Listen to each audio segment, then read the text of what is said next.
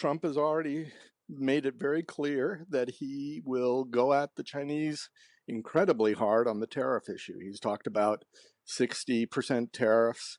He's talked about banning Chinese electric vehicles from the US market. If he comes in, a trade war starts again. Anthony Blinken says he's challenged President Xi Jinping over the country's support for Russia's assault on Ukraine, warning of sanctions against China if they continue to supply equipment. The US Secretary of State was speaking to reporters after a 3-day visit to Beijing. I reiterated our serious concern about the PRC providing components that are powering Russia's brutal war of aggression against Ukraine.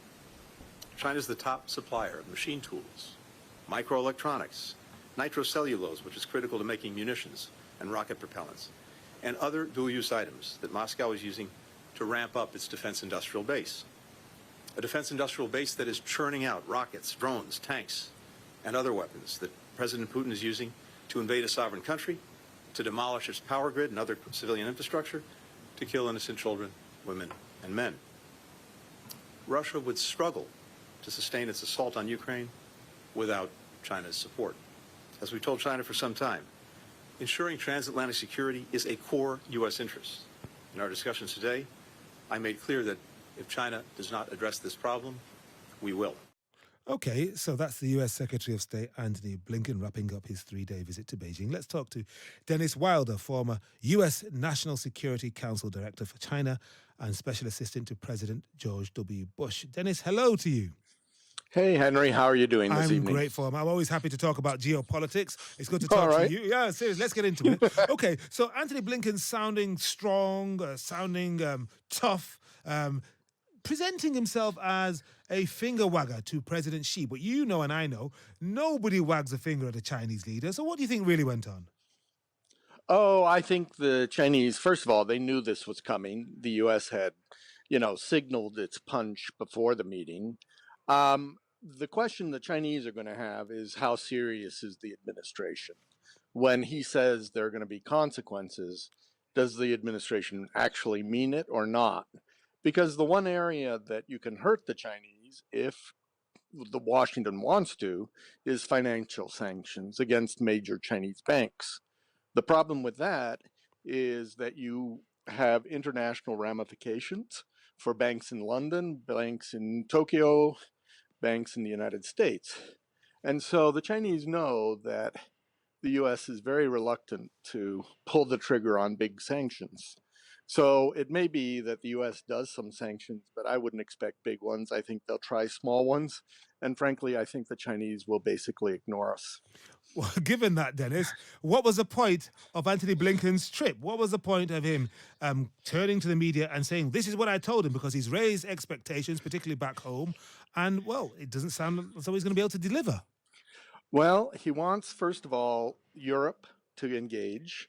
So he wants the same message to come out of Europe to Beijing, hoping that he can build international support. Of course, European capitals aren't eager to jump into this game, particularly places like Germany. But the other thing is, and I think, Henry, you got to understand this, the U.S. is very worried at this point that the Russians are going to go on the offensive and take 2 or 3 cities this year. The Ukrainians, and whose fault is that, Dennis? It's the people on Capitol Hill, isn't it? Particularly the Republican refuseniks who were in hock to Trump. Absolutely. 6 months of delays. The front lines of the Ukrainians, they don't have the ammunition they need. They don't have the long-range missiles they need. And it's going to take a while now to get that stuff out there. Whereas, as Blinken said, the Russians have been gearing up their defense industries with the Chinese help, with the North Korean help. It's a dangerous period for Ukraine.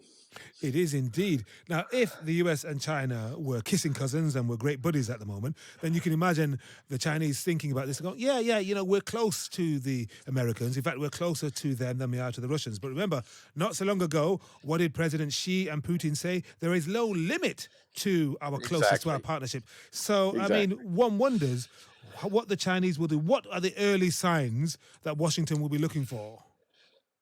Well, obviously, any kind of indication from the Chinese leadership to its defense firms to cease and desist.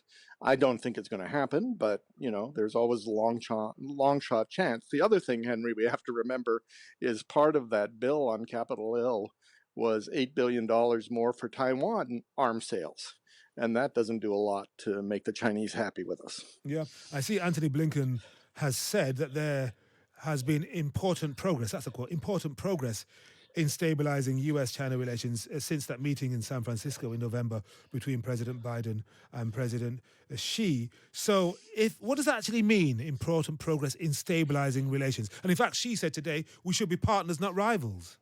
Right, which is totally unrealistic on the part of the Chinese president. We're not close to being partners because our worldviews are so different. The Chinese want to change the international order.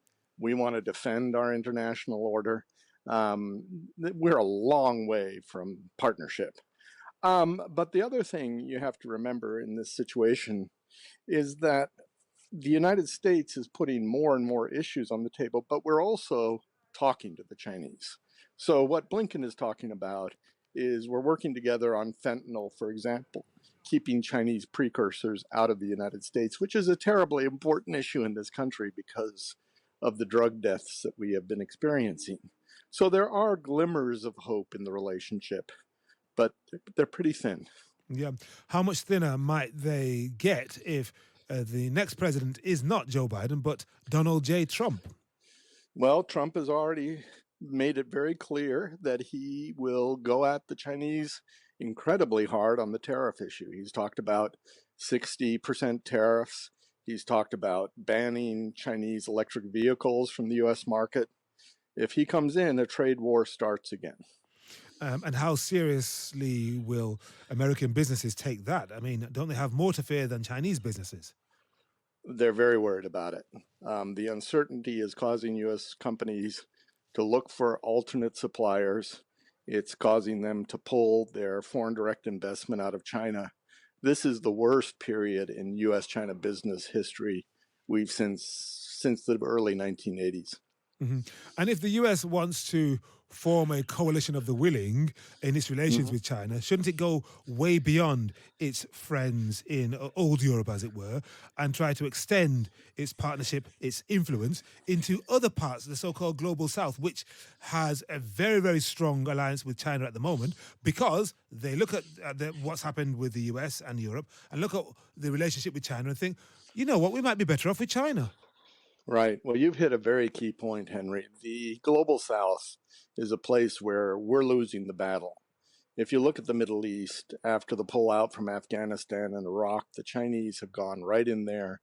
Their commercial ties are huge. They are able to balance Iran and Saudi Arabia in a way that is remarkable. Africa, Latin America. I mean, look at Chad and Niger. You know, the U.S. troops are getting kicked out of there. They've built bases there, and the Russians are going to come in. That's right. No, we have abandoned the global south.